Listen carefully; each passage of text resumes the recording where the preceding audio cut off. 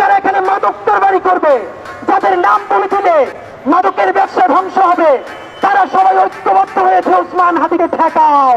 এই যত চাঁদাবাজি হয়, মাস্তানি হয়, এর প্রাণ কেন্দ্র হলো ঢাকা বিশ্ববিদ্যালয়, এখানে রাষ্ট্রীয় প্রতিষ্ঠানগুলো এখানে। সুতরাং চাঁদাবাজি করতে, মাফিয়াতন্ত্র করতে, নয়া মাস্তানি করতে এখানে অনেক মজা। সিস্টেম চেঞ্জ করতে যাবো আমি, আপনারা কে বলছে?